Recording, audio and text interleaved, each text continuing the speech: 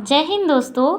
आज हम लोग पढ़ेंगे भारतीय संविधान में केंद्र और राज्य संबंध के बारे में, यानी कि सेंटर स्टेट रिलेशंस। ठीक है, केंद्र और राज्य संबंधों के बारे में पढ़ेंगे। केवल आज हम लोग विधायी संबंधों के बारे में पढ़ेंगे, जबकि प्रशासनिक और वित्तीय संबंध हम लोग नेक्स्ट वीडियो में पढ़ेंगे। ठीक है, तो चलिए शुरू करते हैं। भारतीय संविधान का भाग 11। आपको पता होगा हमारे संविधान में कुल 22 भाग हैं।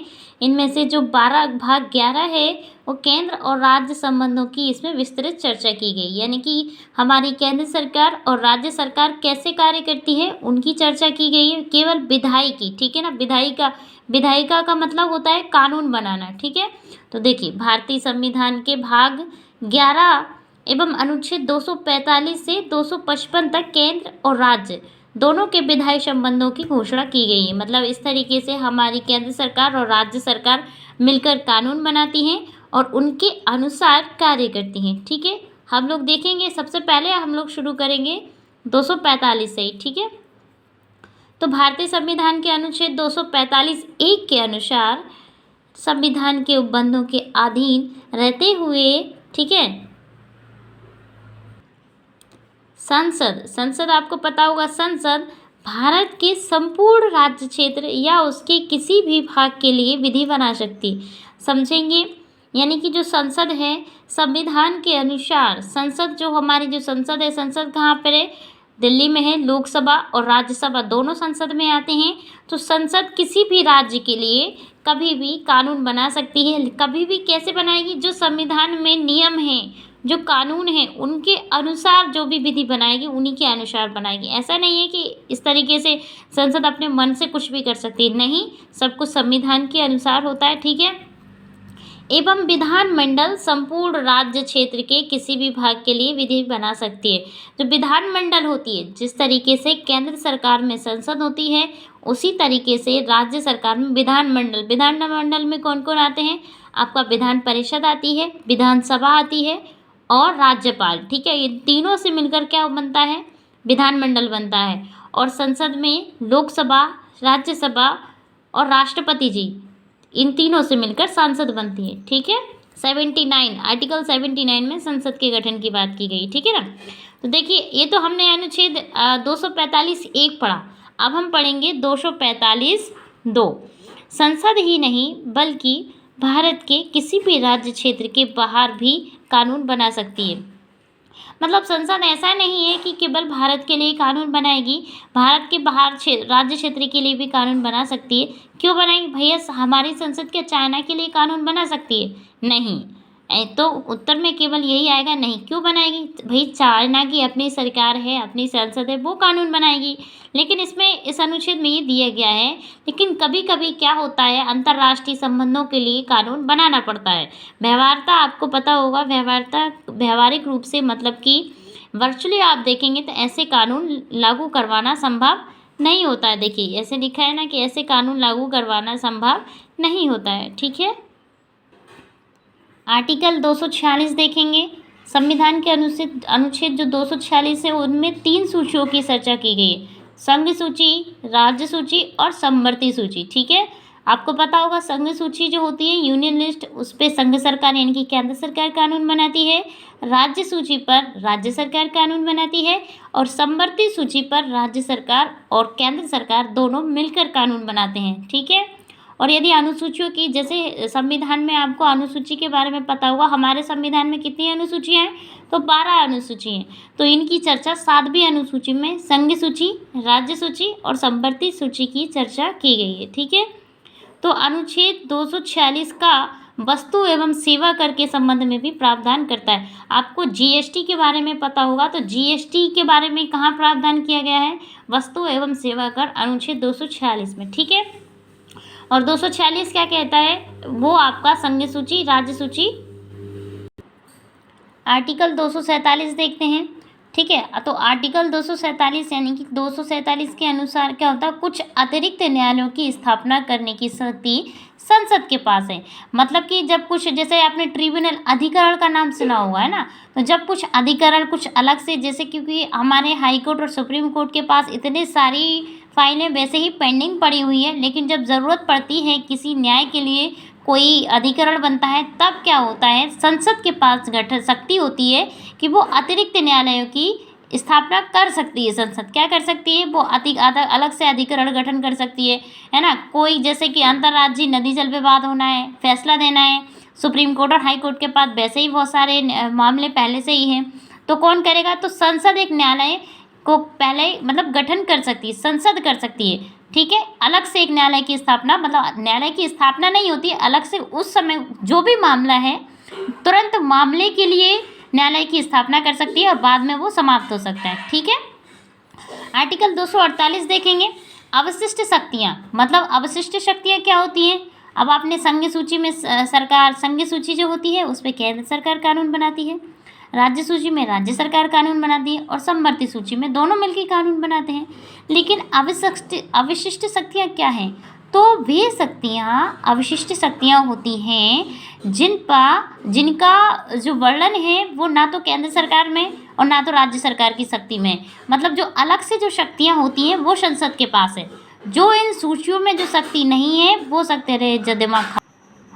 यदि हम सीधे तौर पे कहें तो अवशिष्ट शक्ति का अर्थ होता है अतिरिक्त शक्ति जो संसद और राज्य दोनों से हटके हो, तो उन पर कानून केवल संसद बनाती है, ठीक है।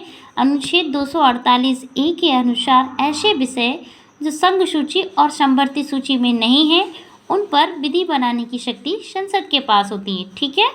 और 248(2) ये प्रावधान करता है कि, है ना, कि कर के अधिरोपण के लिए उन सूचियों में वर्णित नहीं विधि बनाने की शक्ति संसद में शामिल है। मतलब देखिए, समझने की कोशिश करते हैं। जैसे कर है, अपना जीएसटी का नाम सुना होगा, आईजीएसटी, सीजीएसटी के बारे में भी सुना होगा, ठीक है। लेकिन जो कर ना तो केंद्र सरकार लगा रही है ना राज्य सरकार लगा रही है, लेकिन कभी कभी ऐसा मामला आ जाता है कि कर लगाना है, तो उन पर टैक्स कौन लगाता है, तो केंद्र सरकार यानी कि संसद ही उस पर कार्य करती है। यानी कि टैक्स लगाने का कार्य कौन करती है, संसद करती है। समझ में आया। जब भी अतिरिक्त कार्य कोई टैक्स लगाना है तो उस पर कौन लगाएगा टैक्स, संसद लगाएगी। या फिर अतिरिक्त कोई नियम कानून बनाना है तो कौन बनाएगा, संसद बनाएगी। समझ में आया। चलिए अनुच्छेद 249 यानी कि 249 देखते हैं। इसके साथ क्या है, इसके तहत राज्यसभा को राष्ट्रीय हितों में राज्य सूची के विषयों पर कानून बनाने की शक्ति है। वैसे आपको पता होगा राज्य सूची के विषय पर केवल राज्य सरकार ही कानून बनाती है, ठीक है। लेकिन अनुच्छेद 249 के तहत कभी कभी संसद, है ना, संसद में राज्यसभा, पूरी संसद नहीं, यदि राज्यसभा कहे कि संसद को राष्ट्रीय हितों के लिए, है ना, हमारे पूरे देश के हित के लिए, यदि किसी देश के पूरे देश के हित के लिए यदि किसी राज्य के लिए हमें कानून बनाना है, यदि ऐसा राज्यसभा चाहे, है ना, तो वो कानून बना सकती है यदि राज्यसभा में उपस्थित और मतदान देने वाले सदस्यों के समर्थन से यह संकल्प पारित होता है, ठीक है ना। तो जैसे कि आपकी संसद में जो राज्यसभा है, राज्यसभा को ऐसा लग रहा है कि नहीं हमारे देश के लिए फ़ायदा होगा यदि हम लोग पंजाब के लिए कोई कानून बना दें, या फिर उत्तर प्रदेश, मध्य प्रदेश, हिमाचल प्रदेश, किसी भी राज्य के लिए कोई कानून बना दें, इससे हमारे देश के लिए, उस राज्य के लोगों के लिए अच्छा होगा, मतलब कुछ अच्छी विधियाँ आएंगी, नियम कानून आएंगे, ठीक है ना, विधि बनाने से तो बना सकते हैं कानून। तो इसीलिए ये जो अधिकार है किसको दिया गया है, राज्यसभा को दिया गया। और राज्यसभा पहले क्या करेगी, राज्यसभा में उपस्थित जितने भी लोग हैं उनके लोगों का संकल्प, पहले तो संकल्प पारित होता है, इसके बाद भी कानून बनता है, आपको पता होगा। परंतु ऐसे कानून की अवधि केवल 1 वर्ष से अधिक नहीं होगी। जैसे एक बार में ये 1 वर्ष के लिए कानून बना सकती है, ठीक है, एक बार में 1 वर्ष के लिए कानून बना सकती है। लेकिन अब कोई भी कार्य वो 2, 3, 4 वर्ष के लिए होना चाहिए था कानून। लेकिन नियम तो ये है कि संसद जो है, राज्यसभा यदि चाहे तो 1 वर्ष के लिए कानून बनाती है, तो फिर क्या होता है, फिर दूसरे वर्ष फिर कानून बन जाता है। और ऐसे ही जितनी बार चाहे उतनी बार जो राज्यसभा है वो संसद के अनुमोदन से कानून बनवा सकती है। समझ में आया। मतलब राज्यसभा को अधिकार है आर्टिकल 249 के अनुसार। आप ये देखिए, केवल यदि राज्यसभा चाहे तो यदि उसे लगता है कि राष्ट्रीय हितों पे कानून बनना चाहिए राष्ट्रीय हितों के लिए, तो वो बना सकती, ठीक है। और जैसे कि एक बार में ये कानून केवल 1 साल के लिए होगा और 1 साल से यदि ज़्यादा बनाना है तो पुनः दूसरे वर्ष फिर बन जाएगा, फिर 1 साल के लिए होगा, फिर तीसरे वर्ष से भी बनाना है तो फिर 1 साल के लिए फिर चलेगा, मतलब 1 साल से ज़्यादा इसकी अवधि नहीं होती है। ठीक है, अब हम लोग पढ़ेंगे आर्टिकल 250 के बारे में, 215 के बारे में देखेंगे। आपातकाल, राष्ट्रीय आपातकाल की घोषणा के दौरान संसद राज्य सूची में शामिल विषयों पर विधि बनाने की शक्ति होती है, मतलब संसद के पास बहुत सारी शक्तियां हैं। ठीक है, तो राष्ट्रीय आपातकाल जब घोषणा होती है, आपको पता होगा 352, 356, 360, है ना, ये भाग 18 के बारे में सुना होगा, आपने पढ़ा होगा, वो आपातकाल से संबंधित है। तो आपातकाल जब भी लागू होता है तब जो राज्य की जो विधायिका है वो निलंबित हो जाती है। ठीक है, ये पता होगा आपको।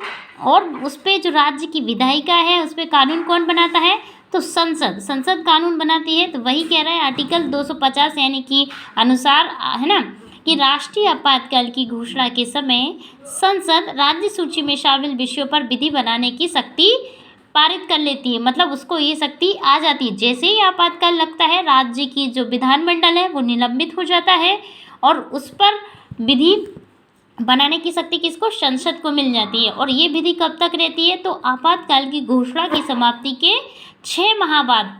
ठीक है ना, जैसे कि आपातकाल 2 साल के लिए लगा, ठीक है, राष्ट्रीय आपातकाल, चलिए कोई भी आपातकाल है 2 साल के लिए लगा, ठीक है, तो 2 साल तक राज्य की जो विधानमंडल है राज्य के लिए कौन कानून बनाएगा, संसद कानून बनाएगी। लेकिन ये 2 साल के बाद समाप्त हो गया यार आपातकाल, सब कुछ ठीक हो गया है, तो ये कानून कब तक चलेगा, तो अधिकतम 6 महीने, 6 माह के बाद राज्य की विधानमंडल खुद अपना कानून बना सकती है। समझ में आया।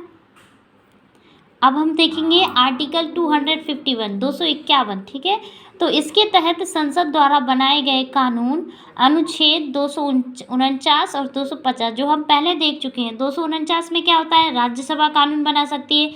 250 में अभी हमने देखा कि राष्ट्रीय आपातकाल लगता है 352, तब कानून बनता है। तो ये क्या है, आर्टिकल 251 के अनुसार ये विधान है कि राज्य विधानमंडल कोई कानून नहीं बना सकता। सीधी सी बात है, जब आपका ऐसा कोई कानून नहीं बना सकती है राज्य विधानमंडल, तो देखिए 250 जब लागू होता है तो राज्य की विधानमंडल बिल्कुल निलंबित हो जाती है। और 249 यानी कि 249 के अनुसार राज्यसभा कानून बनाती है। ठीक है, तो ये मतलब वहाँ की जो विधानमंडल है सहायता करेगी, जितना हो सकेगा, कानून का विरोध नहीं करेगी, सहायता ही करेगी। ठीक है, ये कहा गया है आर्टिकल 251 में। अब हम 252 देखते हैं।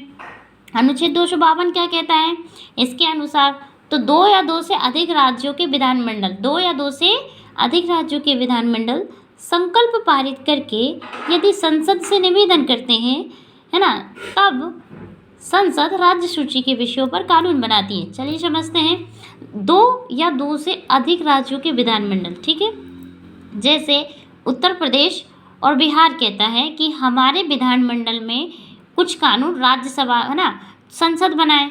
ठीक है, या फिर 2 या 2 से अधिक, यानी कि 2 या 2 से अधिक मध्य प्रदेश, उत्तर प्रदेश, राजस्थान, है ना, और बिहार, 4 राज्य मिलकर कहते हैं कि संसद हमें राज्य सूची के विषय पर कुछ विषयों पर कानून बनाए।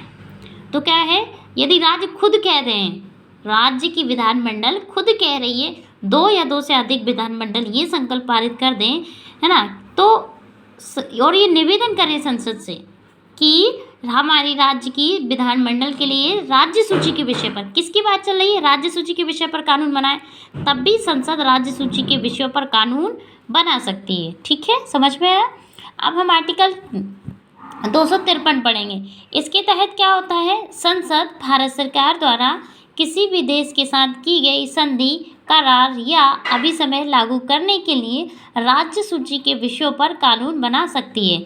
मतलब जैसे कि जैसे भारत है, भारत गए और कहा संयुक्त राष्ट्र संघ में भारत ने कोई संधि की है, या फिर भारत ने जापान के साथ कोई संधि की है, भारत ने संयुक्त राज्य अमेरिका के साथ कोई संधि की है, और ये कहा है कि हमारे देश में ऐसा होगा, पूरे देश में हम कोई भी कानून लागू करेंगे, ठीक है, या फिर कोई भी कानून लागू करेंगे, कोई भी योजना बनाएंगे, ठीक है, तो हमारे यहाँ जब योजना बनेगी, कोई भी कानून होगा, तो उसको पूरे देश में लागू करने के लिए, है ना, तो केवल केंद्र, क्योंकि पूरे देश में लागू करना है तो सभी राज्यों में अलग अलग लागू करना पड़ेगा।